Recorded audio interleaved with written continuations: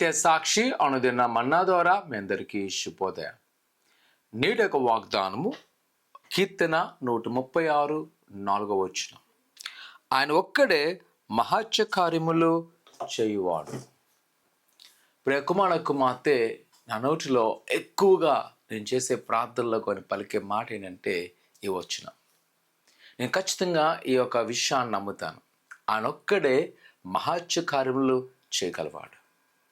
ఈ 136 సంకీర్తన మనం చూసినట్లయితే సృష్టి ఆరంభం నుంచి ఆయన ప్రజలు ఎలాగా కానాన్ దేశం తీసుకొచ్చినాక చరిత్ర అంతా కూడా ఈ కీర్తనలో కనబడుతుంటుంది.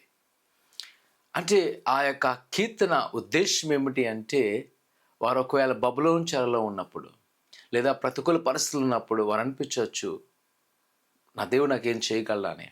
కానీ ఒక్కసారి చూస్తే ఆయన గతములో చేసిన వాటిని నోటి మాటతో తయారు చేసిన దేవుడు. కేవలము దొడ్డి కర్రతో వారిని ఎర్ర సముద్రమును దాచిన దేవుడు. ప్రశ్న ప్రసంగమా, నిజమే, ఆయన ఒక్కడు మాత్రమే మహత్కర చేయగలవాడు. ఇది నమ్మగలను ఖచ్చితము.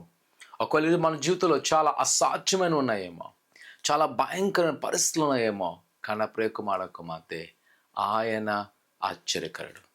నీ పట్ల నా పట్ల గొప్ప కార్యం చేయను, భయపడక. ఈరోజు నువ్వు అనుకోవచ్చేమో, నా వల్ల ఇది జరగదు, నా వల్ల ఇది అవ్వదని. కానీ నేను నమ్ముచిన ప్రసంగమా, మన దేవుడు చాలా గొప్పవాడు. ఈ లోకంలో ఉన్నవానికంటే నీలో ఉన్నవాడు చాలా గొప్పవాడిన ప్రసంగమా.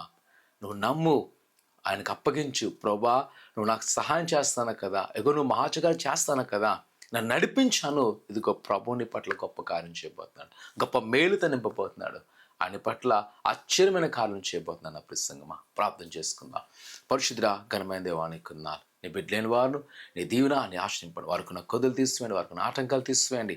ఎదుగో ప్రభా, వాక్య సెలవు ప్రకారం వారి జీవితంలో అద్భుతమైన కార్యములు చేయండి, ఆశ్చర్యమైన కార్యములు చేసి నీ కృపాక్షలు నింపి బలపరిచి సమృద్ధిపరచమని ఉదయకాల సమయంలో దేని కొరగేదో ప్రార్థన చేస్తున్నారు. శీఘ్రమే వాటిని వారికి దయచేయమని యేసునామమున తండ్రి, ఆమేన్.